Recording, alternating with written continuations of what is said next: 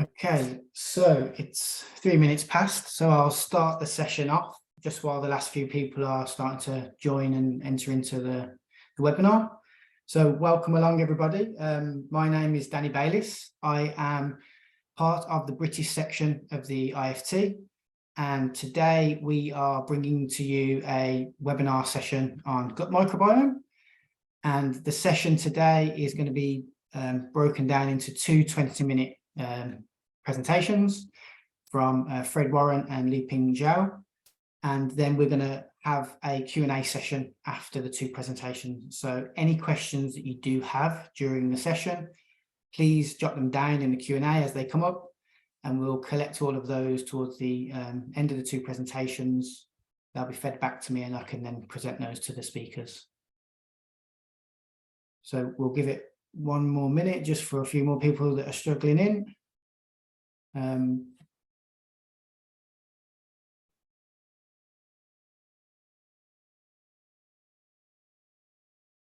Okay, so let's begin. So the first speaker today is Dr. Fred Warren, who graduated with a BSc in biochemistry and did his PhD in nutritional biochemistry at the King's College London. His PhD was focusing on the relationships between starch granules and the binding of pancreatic amylase. Following his PhD, he spent a year in Perkin-Elmer, developing applications for infrared spectroscopy methods for the food industry. And then he moved to the University of Queensland in Brisbane, Australia, where he was a research fellow. And that's where he really started to develop his linking carbohydrate structure and the gut microbiome function. And since returning to the UK in 2015, Fred has joined the Quadram Institute as a career track group lead, and he has been a Marie Curie Fellow from 2017 to 2019. He now leads a multidisciplinary research team spanning plant science, chemistry and biology, carbohydrate polymers, and the human digestive system at the Quadram Institute. And today he's going to be giving us a presentation on food structures, particularly around sort of starches and their impacts on the gut microbiome. So over to you, Fred. Hey, thanks for the introduction, Danny. As you said, I'm a group leader at the Quadram Institute, which is based in Norwich. So my research is really focused around the structure of carbohydrates and novel carbohydrate foods, and how these influence both the gut microbiome and health. And recently, carbohydrates have been making the headlines a lot. There seems pretty much every week there's a story about either high carb diets or low carb diets. If you read the newspapers, you really wouldn't have a clue whether carbohydrate diets are good for you or bad for you. However, I think this last headline from The Guardian really sums up a lot of our research. While many carbohydrates, if they're in form of sugars, may not be good for us, dietary fiber certainly is, and the World Health Organization have recognized this. And we're really interested in understanding the mechanisms behind this. So when we eat carbohydrates in the diet, they can come in many forms. They can be sugars, starches, or other plant polysaccharides, plant cell walls. Some of those sugars and some of the starch that we eat will be digested in the upper GI tract, but we're really interested in the carbohydrates which escape digestion in the upper GI tract, because these act as key substrates for the human gut microbiota. And when we talk about the gut microbiota, which we're talking about a lot today, we're talking about the collection of bacteria which live in our large intestines, in our colon. And there's something between 2 and 4 kilograms of bacteria which live in there. Between 500 and 1,000 species of bacteria in every individual. It's one of the densest microbial ecological niches on Earth. And the bacteria that live in our colon have a remarkable capacity to degrade carbohydrates. So in our human genomes, we encode about something like 50 or so enzymes which can degrade carbohydrates, or which are active on carbohydrates, whereas the bacteria in our gut express around 20,000 different carbohydrate active enzymes. So they have capacity to break down a dazzling diversity of different carbohydrates. And when they break down carbohydrates, the bacteria in our gut produce primarily chemicals called short-chain fatty acids, along with a whole host of other microbial metabolites, numbering thousands in total, but we're particularly interested in short-chain fatty acids. And we're interested in this because historically, we've known since the 70s that dietary fiber is good for us, but up until about 5 or 10 years ago, we had a very simplistic view of this, where we thought that dietary fiber acts as a bulking agent in the colon, helps pass stools, but that was about it. But more recently, we've discovered that short-chain fatty acids have a whole host of signaling and physiological impacts.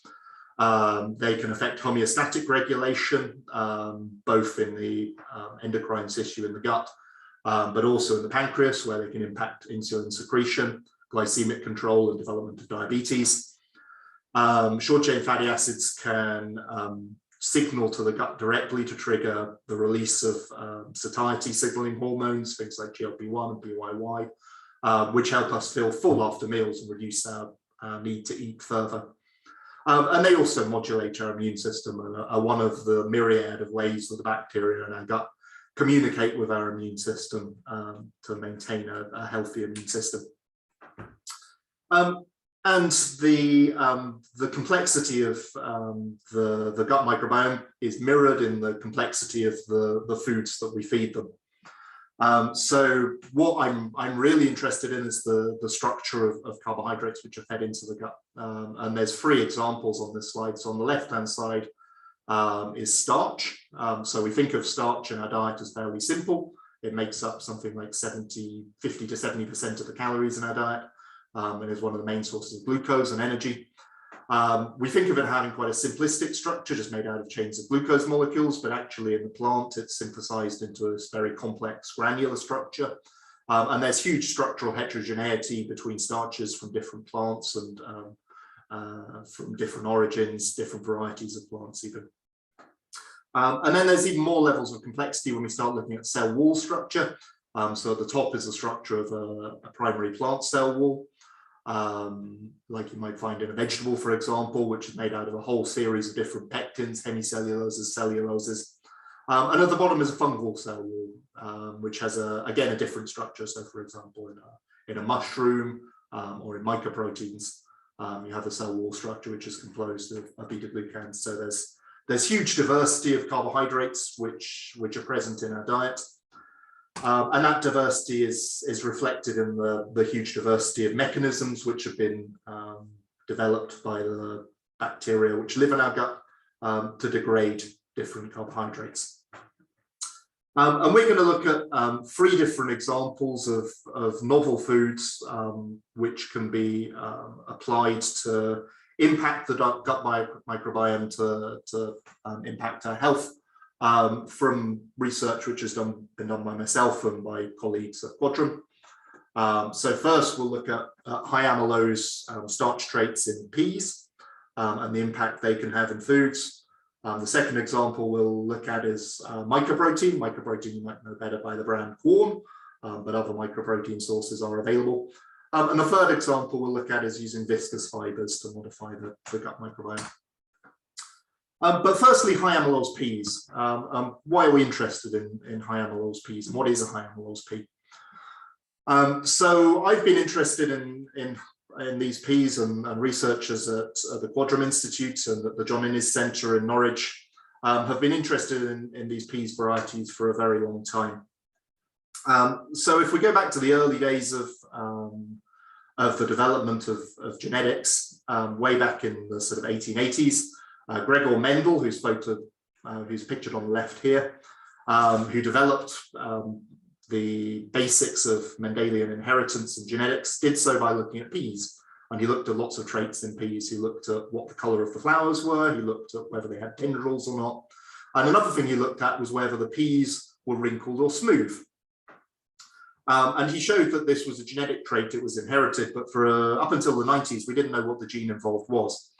And it was found that it was an enzyme called the starch branching enzyme. And if we mutate the starch branching enzyme, then it has a dramatic effect on the structure of starch in a plant. So starch is normally made out of 2 different polymers, amylose and amylopectin. And these are normally in a ratio of about 75% amylopectin to about 25 or 30% amylose. And this is what we see in a smooth pea or in other crop plants. The wrinkled mutation knocks out the branching enzyme that puts the branch points in this amylopectin structure. So you can see it has this kind of tree-like structure. It means in the wrinkled pea, we lose this tree-like structure and we just have linear amylose chains. And this has a dramatic effect on the structure of the starch. So the micrographs on the right-hand side of the screen here, the top show a normal smooth pea. And when it's cooked, so this is at A is at about sort of 20 degrees, and then B is about 40 degrees, C is about 60 degrees, D is about 70, and E is about 80. A normal pea, when it's cooked, will swell very rapidly, will undergo what we call gelatinization, undergo softening, and that makes it dramatically more digestible. The high amylose phenotype in the wrinkled pea, however, completely changes that. So you can see when we heat the wrinkled pea starch, which is the bottom F through K on these micrographs, the starch undergoes very limited swelling. And it only swells to a very small degree. It retains a lot of its crystalline structure. And lab experiments over a number of years, dating back 10 or 15 years, have demonstrated that this may potentially lead to the wrinkled peas having lower digestibility. And we wanted to explore that. So with colleagues Gary Frost and the study led by Katerina Petropoulou at Imperial College, a human intervention study was carried out where we compared the wrinkled pea with the wild type pea, both in the form of a pea flour, so sort of made into a pea soup, and in the form of whole peas. The whole peas are at the top in blue and red, and the pea flour is at the bottom. And this is looking at postprandial glucose response and postprandial insulin response. So what we do is we feed peas to people, take blood samples over time and measure the amount of glucose that's released from starch digestion or insulin release. And what we find is that the mutant peas give a significantly lower blood glucose response and insulin response than the wild type pea. So exploring this further in the lab, we found that there was a particular effect of the whole intact pea. So when we have that high amylose phenotype, even when the starch is just sitting in water, you get restricted swelling. However, when it's in a pea cell, and you can see that in the micrographs here, in an intact pea cell, the starch swells even less. And it retains a lot more of its structure, and this explains why it's much less digestible. But for the purpose of this talk, we're interested in the gut microbiome and whether this can deliver more carbohydrate through to the gut microbiome. And indeed it can.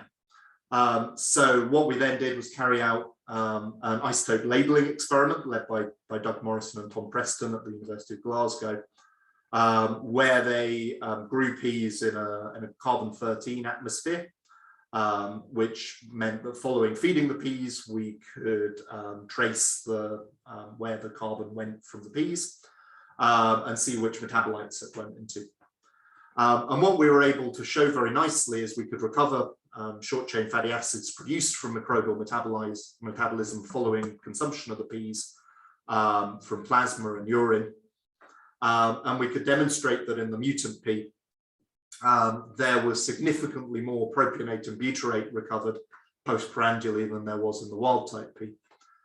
So this is a really unique demonstration of how the mutation in the crop plant can produce foods which can deliver significantly more carbohydrate into the colon and can lead to greater fermentation. And what we were subsequently able to show, there wasn't any clear effect on gut microbiome composition as a result of this, but there was effects on hormone signaling. So we were able to show that with the mutant peas, there was greater release of gut hormones as a consequence of the higher propionate and butyrate production. So peas are great, but one of the things we then wanted to ask was whether we can do the same trick in other crop plants, particularly in potatoes.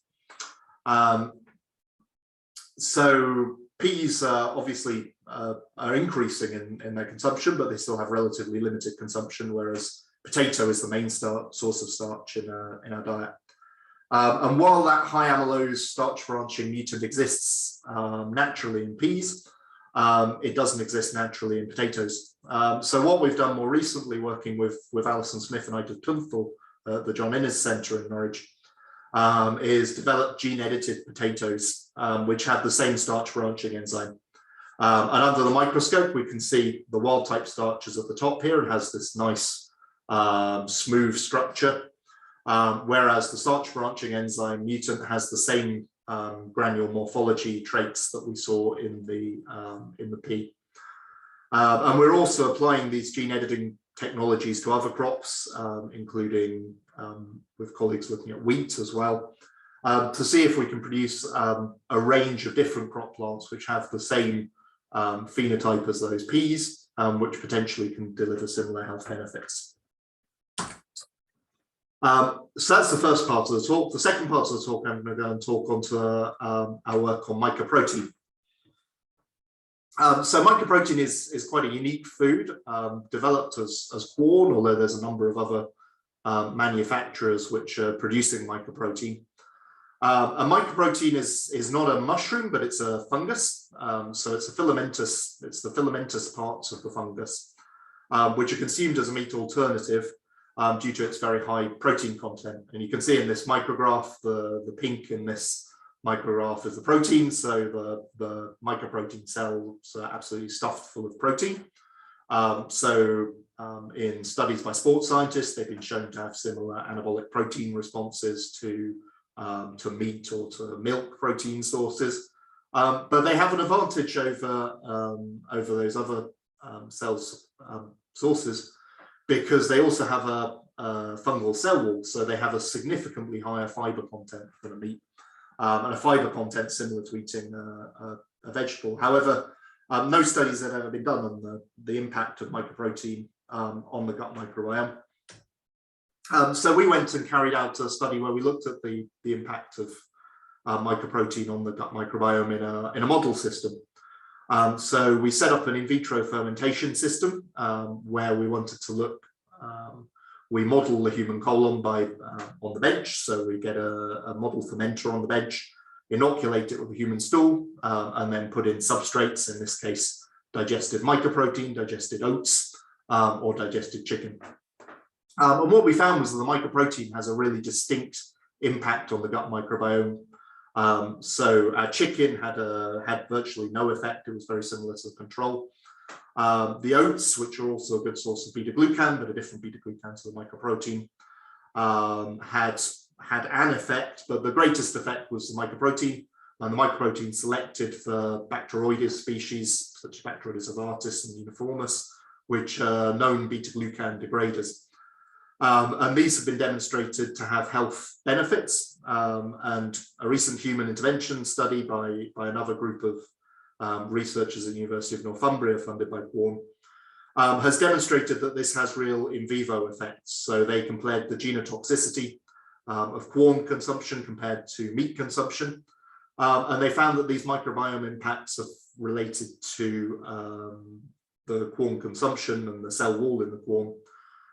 Reduce the production of genotoxic compounds as a result of protein fermentation in the colon compared to consuming a meat diet, suggesting that potentially these microbiome mediated effects might explain some of the health benefits associated with mycoprotein consumption.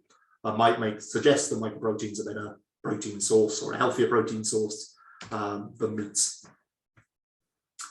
And the final part of my talk today, we're going to talk about some of our work looking at viscous fibers to modify symptoms in IBS.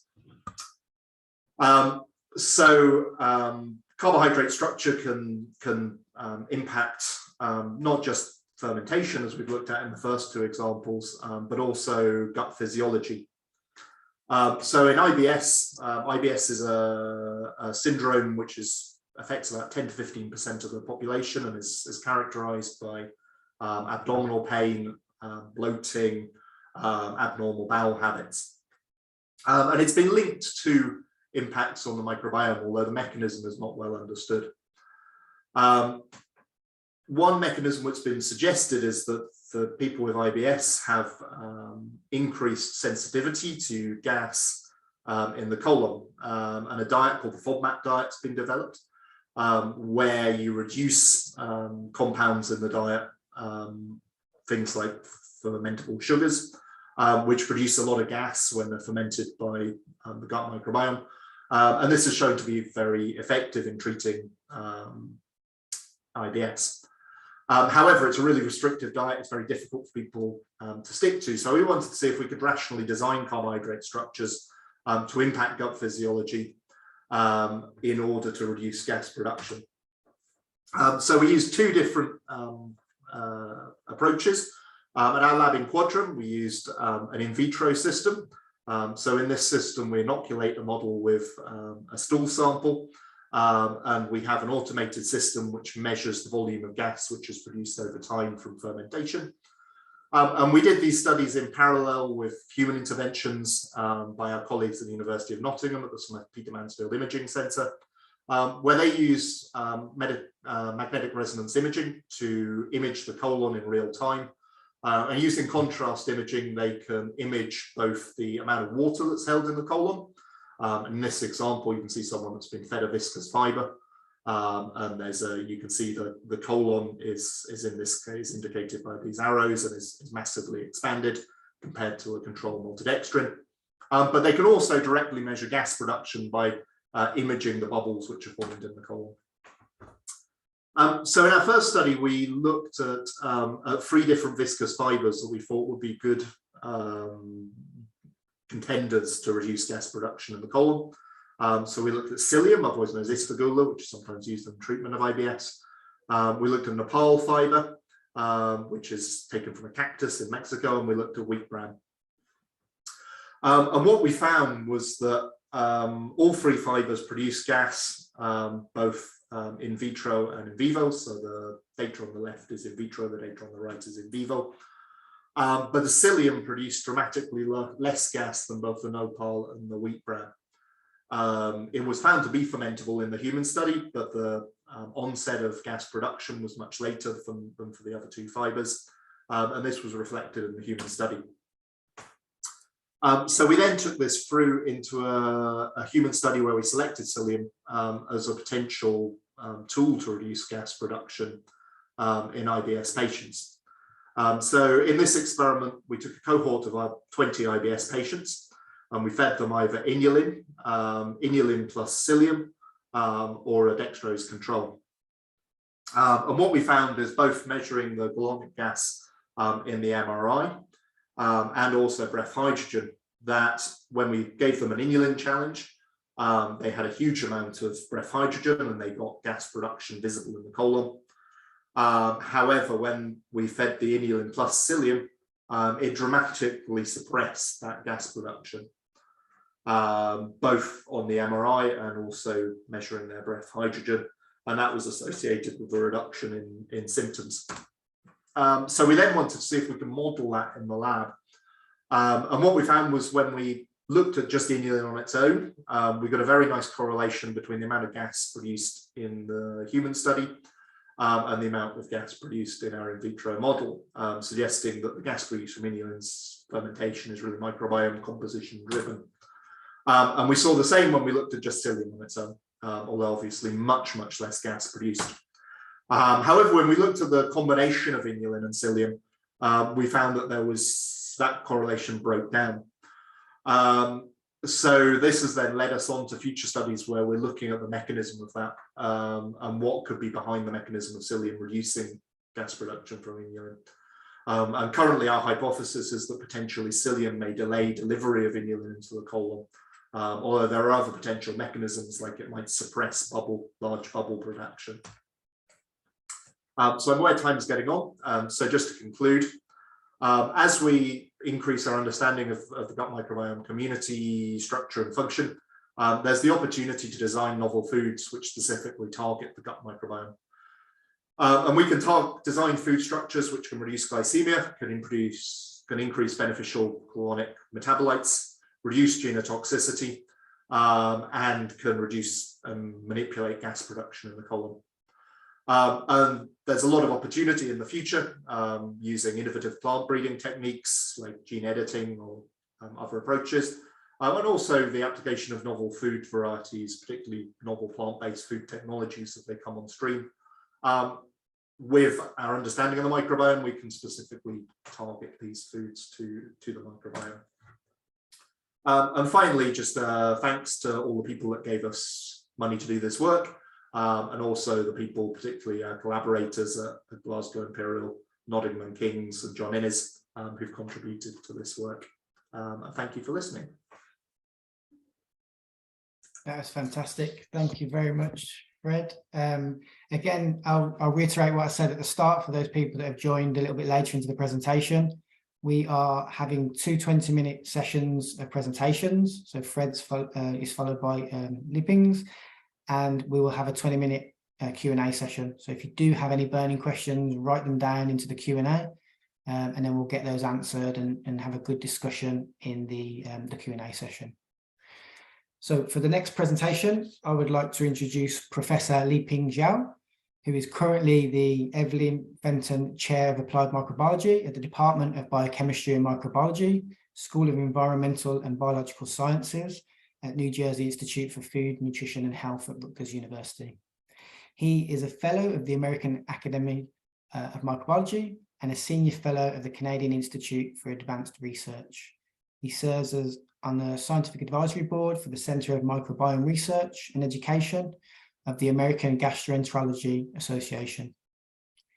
He's been pioneering some applying metagenomics and metabolomics integrated tools and dietary interventions for systems understanding and predictive manipulation of gut microbiota, which he'll be presenting some of the results here today.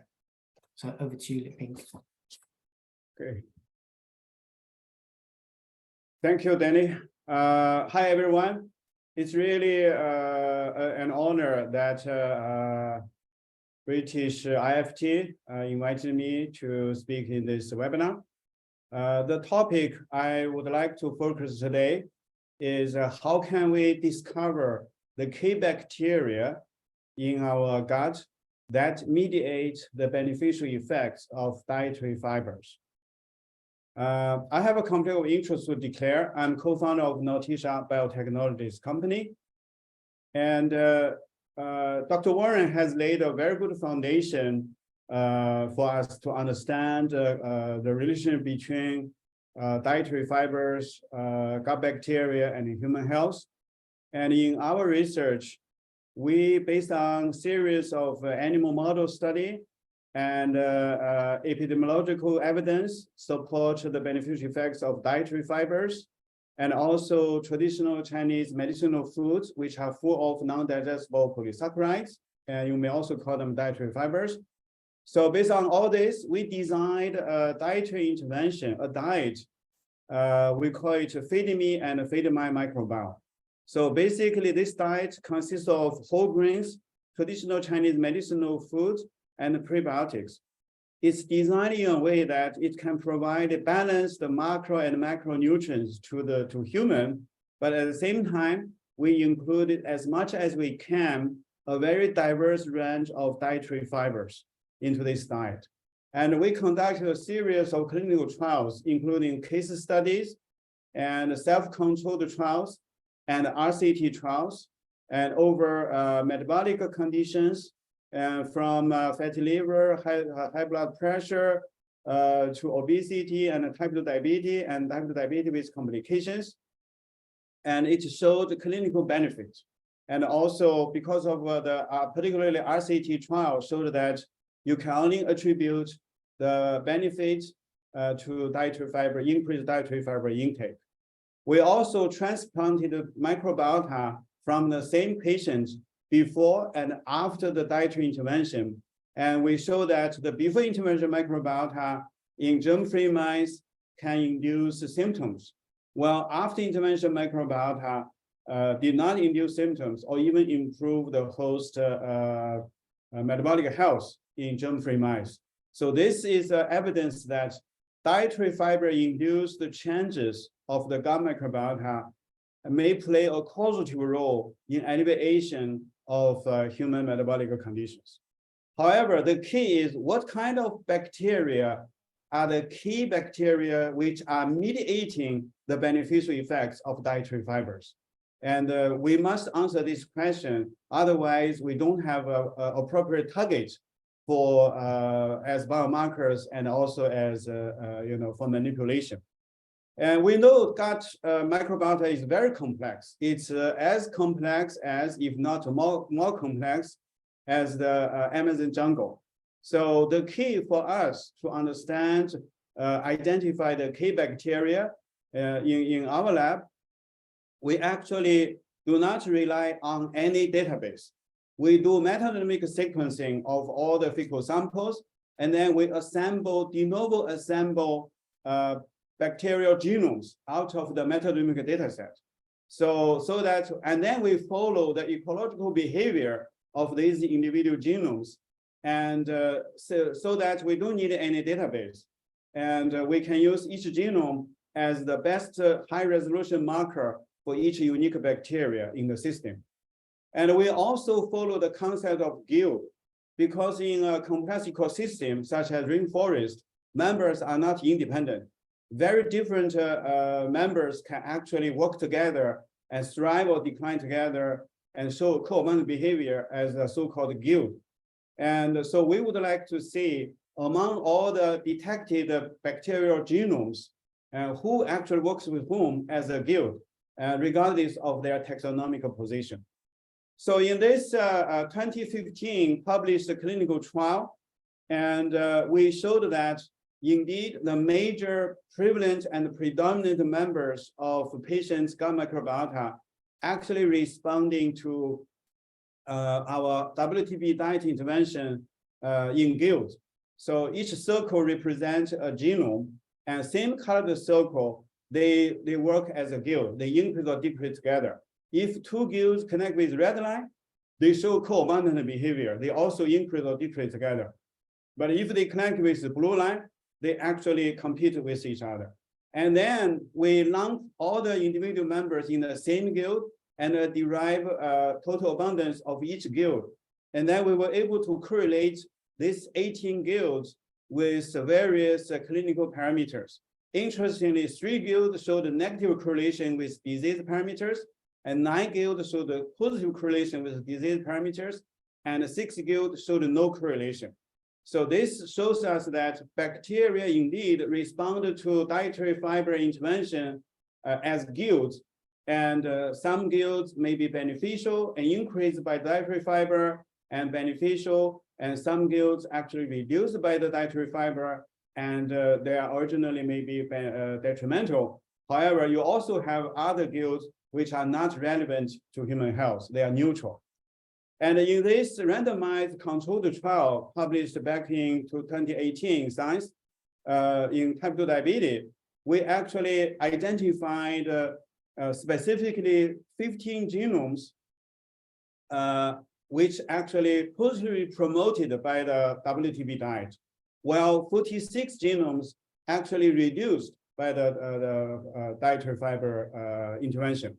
And we need to tell everybody that actually these 46 reduced genomes each has at least one pathway genetically for producing short-chain fatty acid from some kind of carbohydrates. So potentially they are also short-chain fatty acid producing bacteria, but they cannot survive when we give the WTB diet. They actually reduce lower than baseline. And however, these bacteria actually promoted and to become predominant selectively. And among more than a few hundred bacteria which can produce short-chain fatty acids, only 15 actually promoted by the very high diversity, highly diverse dietary fiber intake. We actually showed that these bacteria, they can produce acetic acid, butyric acid, so they increase GLP-1 production, increase insulin production by directly interacting with the host, but at the same time, they change the gut environment and they inhibit the growth of this group of short-chain fatty acid producing bacteria. And these bacteria, they can actually produce hydrogen sulfide, endotoxin, which are detrimental compounds, can inhibit insulin production, as well as increase insulin resistance. And So the question is, how can we make, because of the analytical strategy and the study design, the bacteria we identified here actually are specific to the diet we use. They respond to our dietary intervention, and they also alleviate the particular disease that we studied on, the type 2 diabetes. But then the question is, how can we identify beneficial bacteria which are relevant to dietary fiber, but not limited to a particular diet or a particular disease condition? So we propose a hypothesis that because dietary fiber, as Dr. Warren introduced, natural dietary fiber are always very complex, except some starch. Even starch also has a very complex physical and chemical structure, but other dietary fibers even more complex. It's very unlikely that one single bacteria can actually digest and use such a natural complex fiber. So you need guild to work on the dietary fibers. And if two bacteria, they always work together and derive the benefits from dietary fiber as their energy source, they should show positive correlation. If they have been doing this for millions of years together, they should establish a very stable ecological relationship. So that means if two bacteria has a very stable relationship ecologically, it's likely that they would be very important. And at least when you do the high dietary fiber intervention. So basically, we did another large-scale randomized controlled trial. And in this trial, we gave the control group had the diabetes association recommended diet. And we also gave the treatment group the WTP diet. Because of its the controlled trial, RCT trial, so the major difference is the dietary fiber intake. We gave the dietary fiber intake to treatment group for 3 months, and then we stopped the intervention, and then we follow them for another year. And then we get both groups back for a medical checkup and a microbiome analysis. So we did a metagenomic sequencing of all the fecal samples from all the individuals at all the time points of both groups. And we assembled 1,845 individual genomes. So these are the total number of major bacteria we detected from all the fecal samples from all the individuals. And then we use this data set to analyze the change of the microbiome. And we can see that the control group, they showed no difference throughout. And because they had no change of their diet. Well, the treatment group at baseline is here. 3 months after high fiber, it was shifted to here dramatically. After you stop the high fiber intervention, it shifted back. And if you look at the clinical outcome, so 3 months after, you see a dramatic, significant decrease of HbA1c. And this is the benefit of the 3 months high fiber intervention. However, after you stop the high fiber intervention, after 1 year, disease came back. And there's no difference between the two groups. And so we selected 477 bacterial genomes, which are shared by more than 75 of the samples at any given time point. And then we established a 3 co-abundance network among the 477 genomes for each time point. And then we look at we look for stable genome pairs.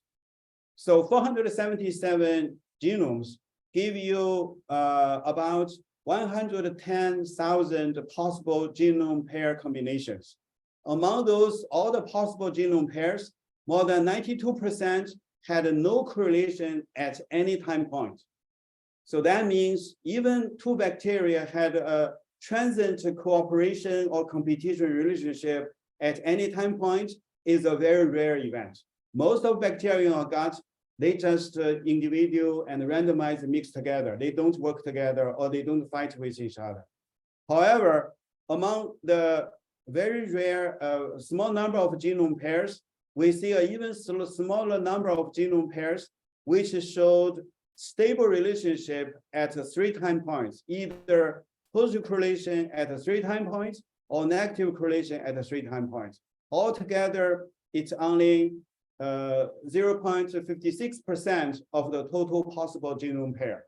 So, and this genome pair eventually combined together, they actually are 141 genomes, and they organize themselves into 2 guilds. The guild 1 had 50 genomes, and among the guild 1, there's only positive correlation because they work together. And also guild 2 had 91 genomes. Among these bacteria, you have only positive correlation because they work together as a guild. However, between these 2 guilds, you see only negative correlation. That means these 2 guilds actually compete with each other. And so if you look at the number of edges connected with each genome, each node here, and 85% of the connections among bacteria actually related with these 141 genomes. If you remove these 141 genomes out of this ecological network, the rest of the genomes, even though 141 is only a small fraction of the 477, if you remove this 141, the left bacteria actually do not connect with each other. So that means these 2 guilds, not only the most stably connected bacteria in human gut, but also the most highly connected. They are the hubs of the ecological network of human gut microbiota. If you look at the genome, functional gene composition, genomes in guild 1, they had more genes for producing butyric acid and acetic acid than genomes in guild 2. More interestingly, if you look at antibiotic resistance gene and the virulence factor gene for damaging the host, it's very rare for genome in guild 1 had such detrimental genes. However, many genomes in guild 2 had all different kinds of antibiotic resistance gene and all different kinds of virulence factor gene. What does this mean? Genetically, it looks like guild 1 genomes are potentially beneficial, and guild 2 genomes are potentially detrimental. And indeed, if you use high fiber diet, guild 1 increase, disease alleviated. If you remove high fiber diet, guild 1 decrease, guild 2 increase, disease came back. So these 2 guilds compete with each other just like a seesaw. So we call this a seesaw model. And if you use this 141 genome as reference genome to detect, to establish as variables, to establish a random forest regression model, we can actually predict 41 out of 43 clinical parameters. The predicted value of each clinical parameter correlated with the real value. So that means these 141 genomes, when they change, the majority of the clinical parameters change accordingly. So the question is this also diet intervention specific and disease specific, or it's actually a coherent core microbiome structure? And we use this 141 genomes as reference to detect whether in other published case control studies, metagenomic data sets, they have similar bacteria and how much each such bacteria exists in their samples.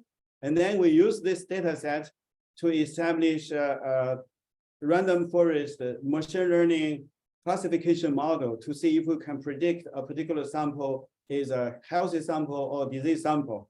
And we see in published independent type 2 diabetes study, both control and the patient, they have this 2 guild competing structure. And also by using this 2 competing guild bacteria, you can predict which fecal sample is from healthy group and which sample is from disease. And we can do the similar work with other published study covering disease like cardiovascular disease, atherosclerosis, liver cirrhosis, ankylosing spondylitis, and Parkinson's disease, schizophrenia, 2 data sets on colon cancer, 3 data sets on IBD, and 1 data set on hypertension. So these are different diseases, case control study data set from different labs, from different regions, geographical regions, and also different ethnic groups. And this 141 genome can be detected in all those different disease and different geographical location and ethnic group data set can be used to predict disease and control in each data set. And so it looks like this is these 2 computing guilds of 141 genomes work as a seesaw network and maybe a core microbiome, and shared by majority of people. We at least so far we detected. We know that among human evolution history, we had a high fiber diet until very recently, maybe 100 years ago. So because of the co-evolution of human and the gut microbiota on the high fiber diet for millions of years, so that's why we selected a group of bacteria which can use high fiber diet, and then when they become predominant, they suppress pathogens. And so we hypothesized that this group of bacteria, they are the so-called foundation guild, just like tall trees in a forest. This guild 1 bacteria, we call them foundation guild because they are potentially the most important bacteria in our gut, and we need them. If we can use nutrition to promote them to a high enough level, they control the gut environment, they inhibit the pathogen, so we are healthy. But if they cannot maintain a high population level and a pathogenic guild come back and as dominant, and then we probably would develop a disease, or actually aggravate a disease.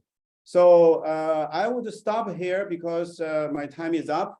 But basically, we have a new target to manipulate by using dietary approach. That is the foundation guild. And so we have different products developed and different clinical trials going on now. And but I probably don't have time to go over them. And so I just would like to thank my collaborators and students and funding agency. Yeah, thank you. Thank you very much, Liping. That was fantastic. Really appreciate both yours and Fred's time to present. So now we'll be sort of following up and going into the Q&A session. So I don't know if Fred's there. Yes, he is. So I'll try and open up some of the questions that have come in on the Q&A. So let's have a look here. So I've got one from Denise Gordon asking if sugar reaches the large intestine, why is sugar bad for microbiota? Is there anybody here been looking at more simple sugars and the differences between some of these more complex fibers that wants to answer that? Yeah, I guess I can take that. So it depends on the chemistry of the sugar.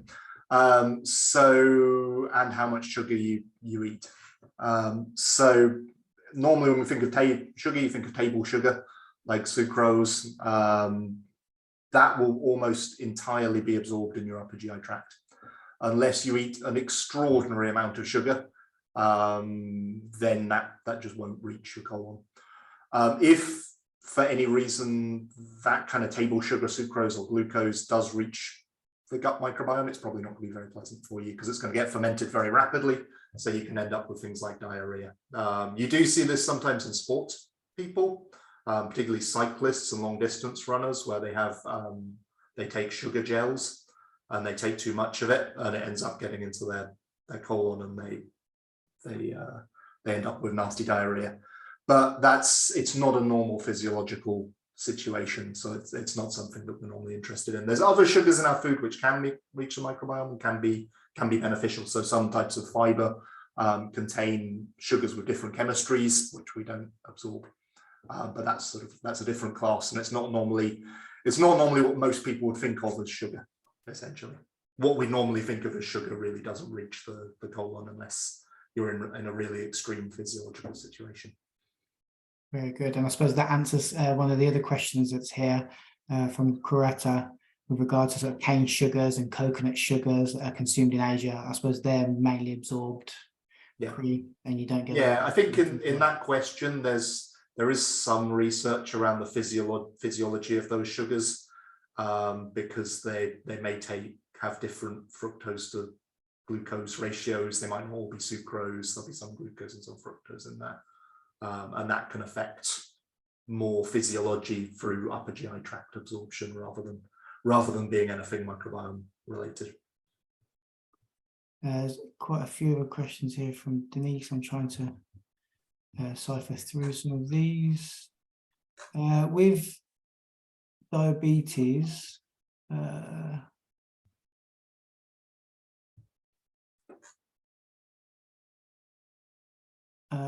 sorry, some of these questions need a little bit deciphering. 1 second. How can all the genomic information obtained and presented be condensed to help educate the consumer? Is there a way this might be more palatable and user-friendly for the consumer? So maybe I can try to, if I understand your question right. So, for example, the genomic information we identified representing the key bacteria which are selectively promoted by dietary fibers and also causatively alleviate diseases. This information actually need to become individualized. And because even though we know collectively there is such a foundation guild and we need to promote them, however, at the individual level, not everybody has, for example, not everybody has all the 15 members of the foundation guild bacteria, the foundation guild. And because of the functional redundancy, you don't need all those 50. You may only need 5 or 10. Then it's good enough to provide the function you need. And however, because of that, different individual may need a personalized combination of dietary fiber to promote your foundation guild bacteria. So that you want to benefit the public, you need to translate the analysis or the detection of the foundation guild bacteria to help them identify their own foundation guild bacteria and the nutritional needs of their foundation guild bacteria, so that you can tailor the diet with their gut bacteria, so that the foundation guild bacteria of that individual can be promoted to the highest possible level and maintained there. So this is the future of so-called personalized nutrition, at least one revenue that we can explore. One avenue we can explore, yeah. Fantastic. I think that also sort of speaks to another question by Denise Gordon on sort of how can this genomic information help food scientists to produce better high dietary fiber foods. I think, so do you want to add anything to that, Fred? Is that an area you could talk to? Yeah, I mean, it's a really rapidly evolving area of science. Certainly the personalized nutrition that Li Ping mentioned is a really interesting area. One question is whether you can potentially tailor fiber intakes to individual microbiome of individuals on a personalized level. We're probably not there yet, and it's very difficult to translate this science just because of the complexity is so high of it. But there's certainly potential there to design diets around individual responses. I've got an interesting question here from Shrushti, who's asking about probiotics over the counter, and has there been any sort of side effects for overtaking some of these probiotics and impacting on the gut microbiome? Any of you guys worked in that space or come across it? So bad side effects of taking too many over-counter probiotics. Well, I have a short comment. So when you select the over-the-counter probiotics, it's very important to read the label to see what kind of bacteria they labeled to be used in their product as probiotics. The proper name should have a genus name and a species name followed by a strain ID. So you need three things as a complete proper name for bacteria used in a particular product. You need a genus name, you need a species name, you need a strain ID. When you have this complete name, you can use that three-component name to search the internet. All clinical trials, patents, any publications related with this particular strain can be pulled from the internet. You can look at the clinical data. You can decide whether you want to try this product or not. But if there's only a genus name or only a species name, genus and species name, no strain ID, there's no way for you to find out what kind of work has been done on the particular bacterium they use for producing their product. I would not, I would shy away from such products. That's the only advice I can give everybody. If you would like to try some probiotics. Thank you very much. Really appreciate the response and the comment. I've got another question, Liping, about your guilds. Obviously, you said some of the guilds were quite beneficial and promoting, and some were competing. Have you started to look at the individual sort of species that make up those? Is there the same species making? Are they found in both guilds, or do you start to find different species in one guild compared to the other that are working together? In the same guild, you always find a very different bacteria.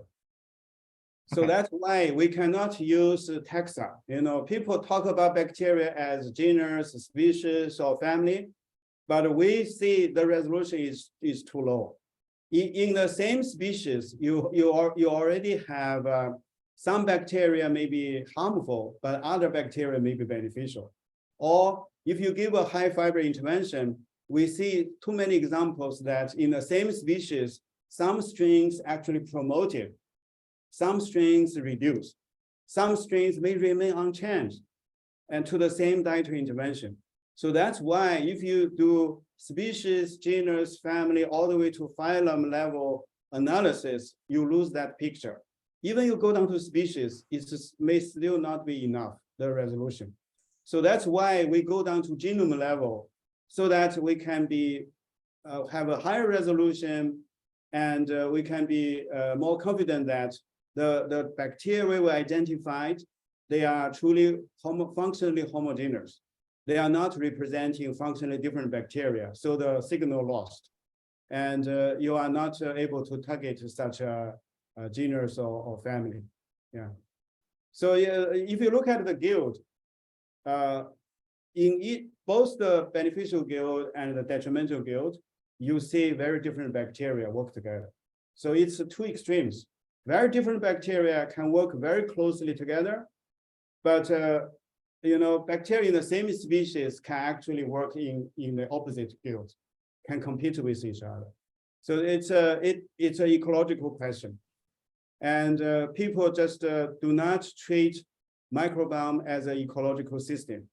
And using genomic concepts and genomic tools to study this dynamic ecosystem and ignore the interactions between very different bacteria. So that's why if you do not use ecology, you cannot understand who is the truly important bacteria. Fantastic. Thank you very much. I've got a question here from Colin Dennis. Is the key to total amount of fiber in one's diet, or is there a suggestion that an increased proportion of fiber should be of a fungal origin? So is it total fiber that's important, or could you start to proportionate certain fibers to have a more healthier?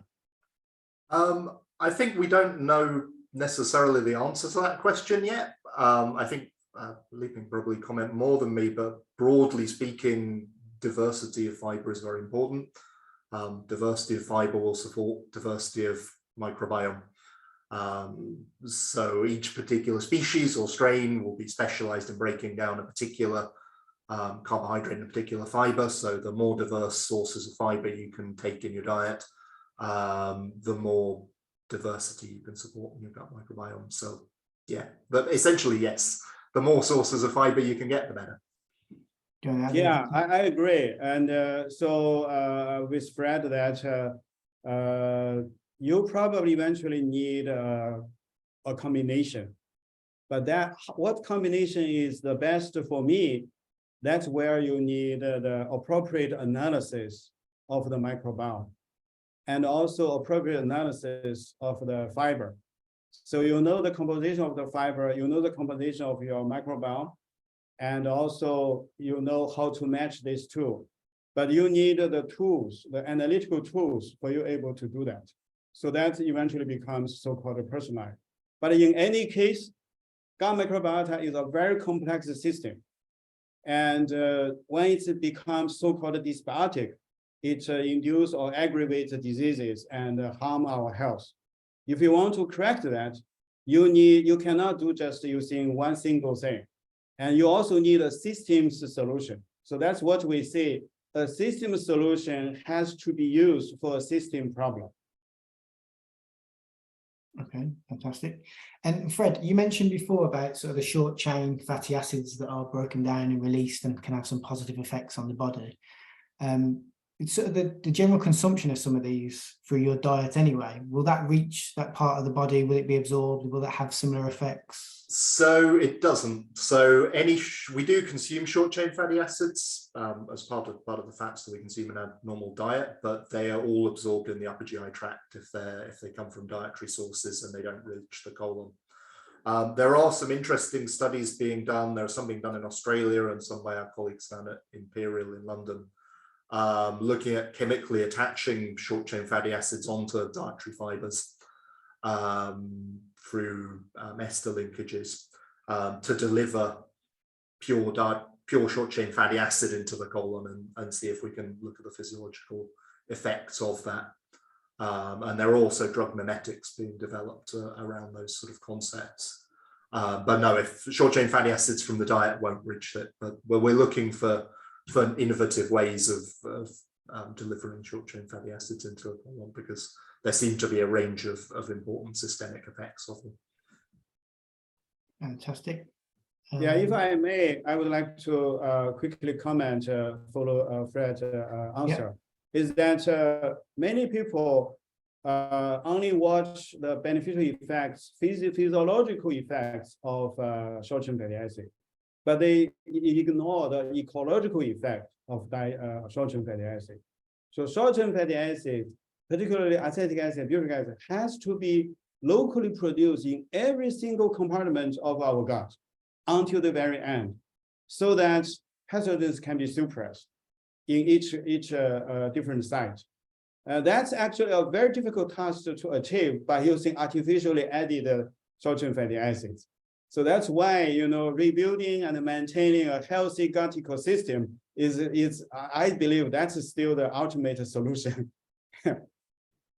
Fantastic. And I know we're running sort of short on time, so I'll pick two last questions. It'd be interesting to see if any of you guys can pick up any of these, and then we'll call an end to the webinar. So one of the questions, it was regarding sort of, is it true that eating live yogurt is good for your microbiome? Well, Fred, do you want to comment? Or I can leave this one to you, Lupe. Okay. Yeah. Well, in short, the short answer is it depends. You know, it's not. Originally, yogurt was developed by human as a way to preserve food. You let some unharmful organism grow in your food, and then the food actually, the nutrition value is still conserved. But whether those bacteria in our fermented food are beneficial to us, it depends. Depends on the strain, and also depends on whether you are missing those strain or not. So that is a question of, you know, with the advancement of microbiome science, now we can answer this question eventually at the individual level. That's quite interesting, actually, because when you mentioned sort of the fermentation, there seems to be a lot of food products being developed in that space in regards to sort of natural fermentation and kimchis and things like that, kombuchas. Do you see those having positive effects on gut microbiome, or is it a lot of those nutrients are absorbed in the upper GI? And well, I think the fermented food in general, having more fermented food seems to be beneficial to our health. but whether you can attribute that benefit to the bacteria inside the fermented food, or actually to the dietary fiber and other things, it's actually a question. So we need to dissect, separate the live bacteria in the fermented food, and also for example, almost invariably, fermented foods are based on plants and they have a lot of fiber. So maybe the clinical benefits come from the fiber part, while the bacteria actually work there to just preserve the food. I'm not saying that bacteria are not useful. I'm just saying that now we have a new view on this question. Fred? It is also worth adding that to date, all health claims related to fermented foods and bacteria, probiotic bacteria in yogurts have been rejected by the European Union as not having enough evidence behind them. So there's still a long way to go on the science for proving this in foods, but there is actually a link to health because it has proved quite elusive. Fantastic. Yeah. Thank you both very much. It definitely is an evolving, complex picture that's slowly evolving, and how we can start to impact on our food and our food development, and where it's moving down towards that personalized nutrition approach, like you mentioned, Liping, is exciting to see how that evolves and develops, and the knowledge can be utilized really by the industry. So with that, and answering all the questions the best we could, I'd like to sort of bring an end to the session. Thank all of the participants for listening, asking questions. The recording will be available after the session. So once again, thank you very much for my speakers, and we'll catch you at the next free webinar that the British section of IFT will be organising later in the year. Thank you. Bye-bye. Thank you. Thanks, everyone. Thank you. Bye.